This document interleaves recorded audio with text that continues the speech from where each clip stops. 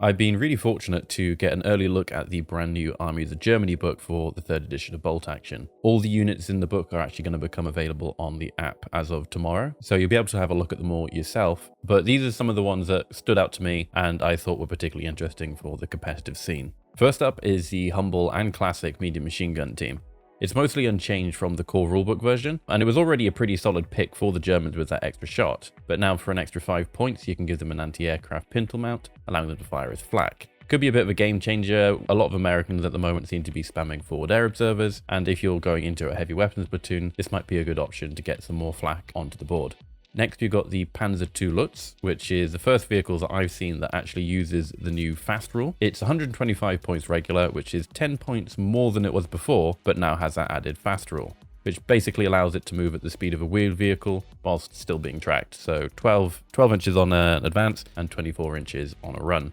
Combined with its recce and an autocannon, it's a proper little monster. And it's also armor 8, which is one more than a lot of the other autocannon-like vehicles that you tend to see on the board at the moment. I wouldn't be too surprised to find some folks storming these to the back lines and just running over gun lines moving forward.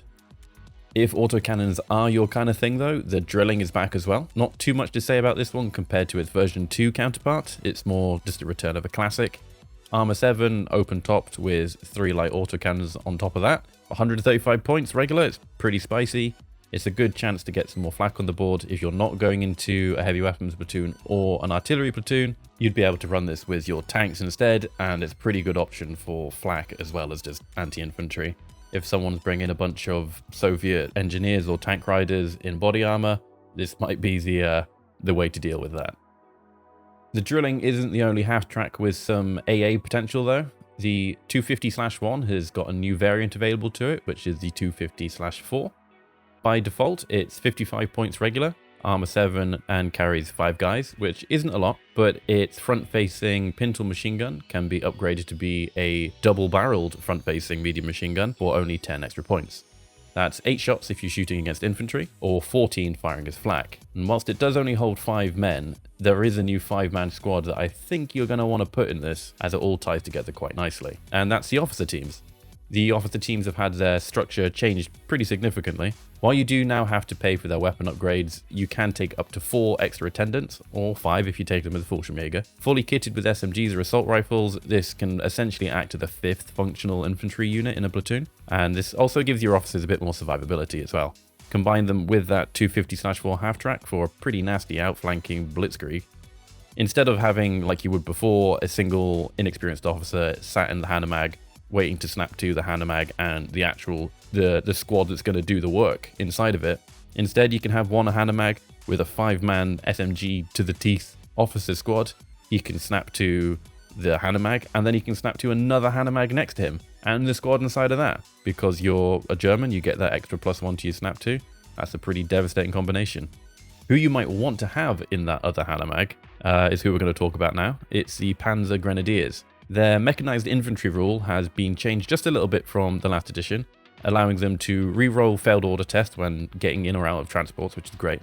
But even better than that, the unit will only suffer D3 hits if the vehicle that they're in gets destroyed, rather than the usual D6, which is actually quite a significant reduction in damage that they take if that unfortunately happens.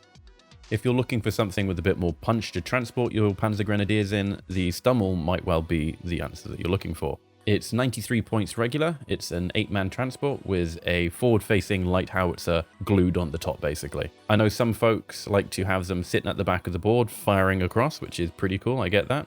But you could also have it as part of an outflanking force with some Panzergrenadiers in it, working alongside that officer squad.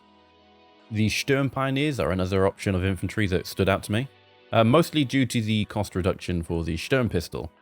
It used to be 30 points or 20 points I think, but either way, now it's 5, which is insanely cheap for a little pocket Panzerfaust.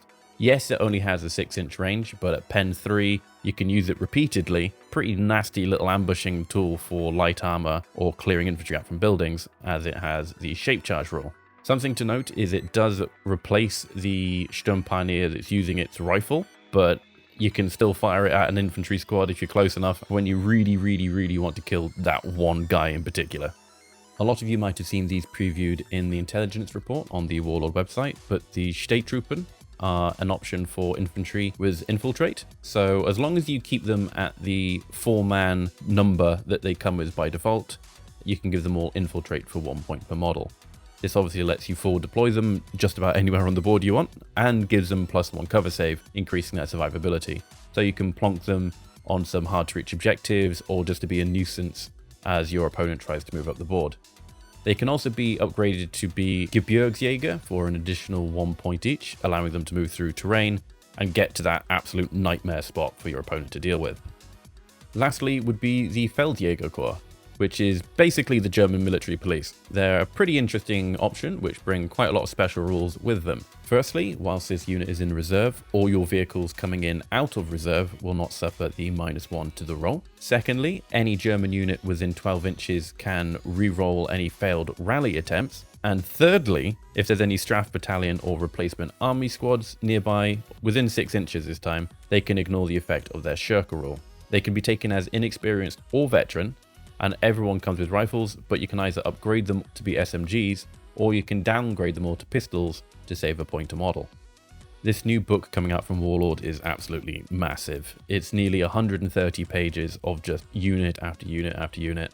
I thought I'd try and highlight just a couple of stuff for you to maybe look at first. There's obviously going to be stuff in here that I didn't mention. Most of the units that you would expect are carrying over from V2. But whilst you might not have your new book yet, if you are an annual subscriber to the Warlord app, as of tomorrow, all these units will be available for you to see and play with on the Warlord app. So go check them out. This was just something for you to start with. If you find anything cool and interesting that inspires you, or you think is going to make a good comprehensive list, I'd love to hear about it in the comments.